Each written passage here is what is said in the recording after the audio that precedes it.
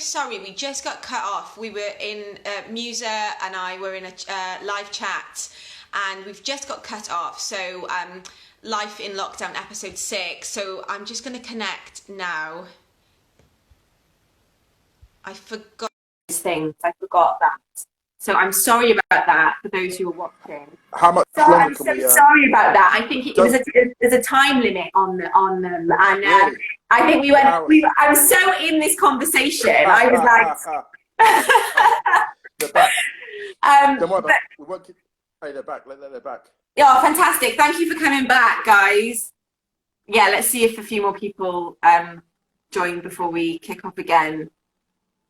I was so lost in the combo, I completely forgot about that. So yeah. So pick us up with the where we were before we got cut. So in terms of the story, I would say write with clarities, right? If you've got an adjective which is too fancy, take it out. Mm-hmm. But my style actually is quite straightforward and quite conversational because I want people to get my point. Yeah. I don't want to hide my meaning. I also think that confession inspires confession. So the more honest you are about your life, it inspires other people to be honest. Mm. So I talk about stuff that I did, good and bad stuff or dramatic experiences. People read it and they're like, the vulnerability is disarming. Mm.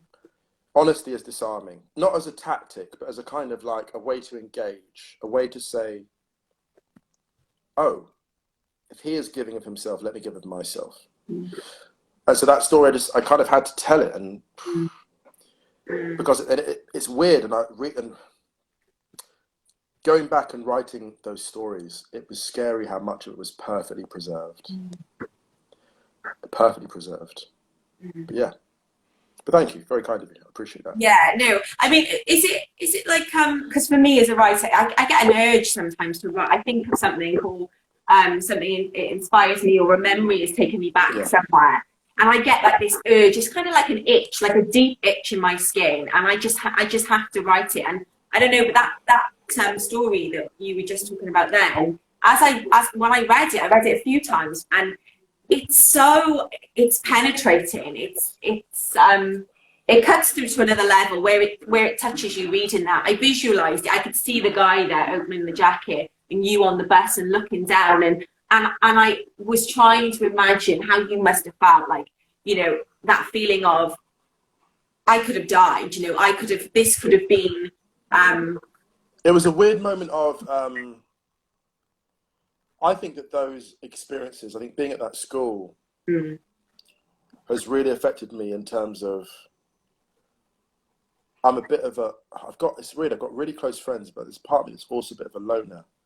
Like I've got so many friends who are so wonderful. At the same time, it's like sometimes I've been joking about self-isolating, been self-isolating for years to an extent, because when you're exposed to a world like that, at such a formative point of your life, you learn to cope by yourself. You learn to handle yourself. And so it then gets hard to allow other people in because you weren't designed, like, you know, the vessel was only designed for one person. So I guess by writing this book, it was a form of healing. And it's funny because my editor was like, oh yeah, like really enjoyed the book. Good to bring out some of the political stuff. And I said, yeah, I think because the book is so personal, it doesn't feel political, but I think it's actually deeply political because it's about someone going into an environment like that, both at home and, you know, at school, should be comfortable. You shouldn't be dealing with like people with like patchworks of swastikas inside their leather jackets. You shouldn't be dealing with that at any age, let alone mid-teens. Yeah, you know. Exactly. It never leaves you. Yeah. And it shapes and molds you as well. You know, it has such an impact on your life. Yeah, but sure. I feel that you've got, you know, you're able to you're able to deal with it because you've really processed it, haven't you? And I think this book has helped you do that. You know, you've been able to you know, I mean, it took me that long. I wrote it. I mean, I was thinking. It took me a long time to write it, but also I thought, well, who's going to be interested? So when I wrote this stuff at first, it's like, my goodness, this is going to be so mundane. Who's going to be interested in the day-to-day routine? But actually, it just flowed out. I mean, it's about 50,000 words, and it kind of came out in just a few months, like 3 months. It all came out, like it was waiting to be written. Yeah. Yeah. it was the chapter in your life that was waiting, you know, like you said, waiting to be written. It was the one that you've opened Pandora's box in a way, but it was necessary to do so. Absolutely, absolutely. And a friend of mine was like, yeah, people are going to be really interested in this. And I was like, well, people are going to say whatever. But I'm like, look, like, I'm not evangelical about it. It's like, you want to know what it was like? Here it is. And I experienced, the thing is, the beauty is I experienced it as an insider. Like, I was part of the teams, part of the kind of societies. I did all of the stuff. So it's nothing like there was nothing within those grounds that was a mystery to me. And I was saying, like, no one really writes about this school. I mean, the last memoir about school like this was written, like maybe 30, 40 years ago. Yeah. There aren't many books like this because people they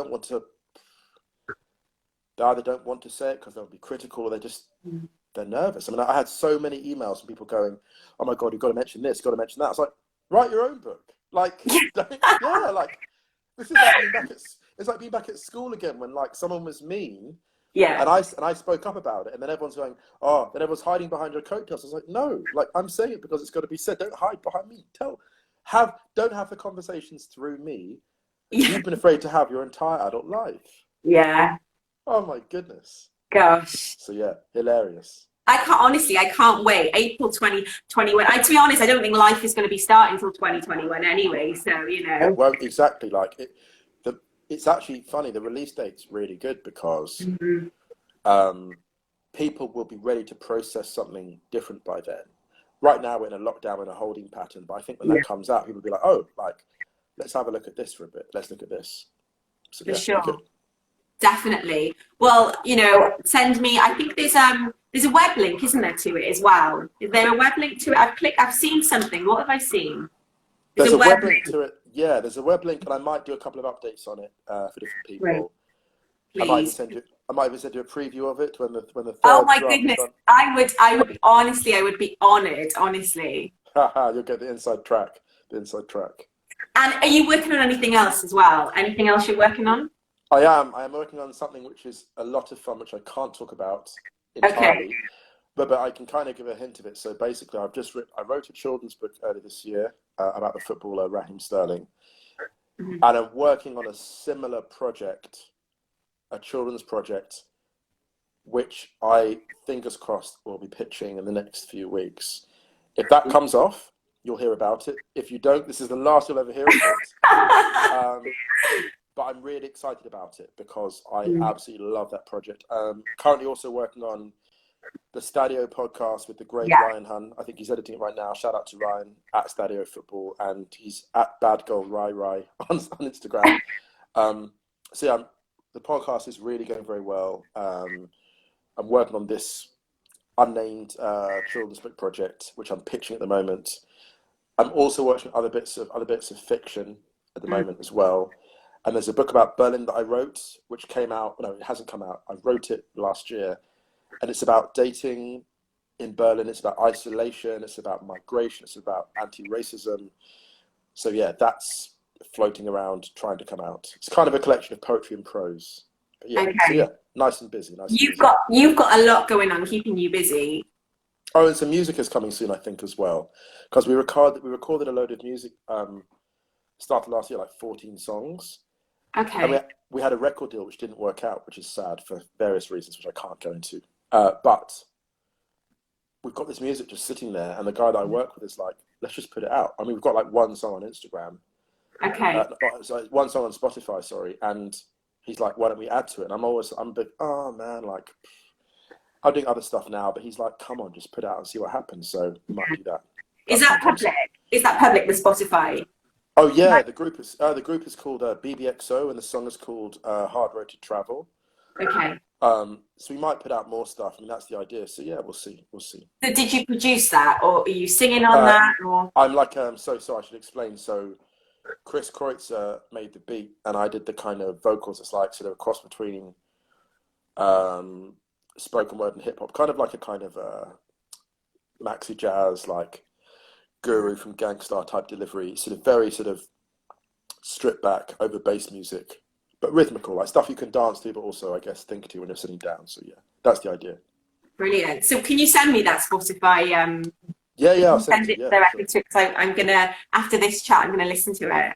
I'll send it over for sure. Yeah, I'll send it. So it actually, it's funny because we got off to a good start, and it's got like a good like amount of listens on Spotify. And some people have said, "Why don't you start it up again?" But I'm like, I'm doing so many other things that like, I think part of me wants the music to get out in the world. So for that reason, I might just release it anyway, just to see. Yeah, definitely. Well, you know what? It's been such an incredible over an hour chatting to you. It's been amazing. And I hope people who've watched it have got something from it. I believe they have. And could you come back maybe in a couple of weeks? God knows where God knows where this world will be in a couple of weeks. But I would love to have you back on, and pleasure. Just an update from you and seeing what you're up to and how everything's going for you. Thank you so much. No, I really appreciate it. It's been a real pleasure. Thank you so much. Fantastic. Thank you so much. Hope everybody enjoyed, and I will be back with another Life in Lockdown episode soon. Take care, everyone. Take care. Bye. Bye.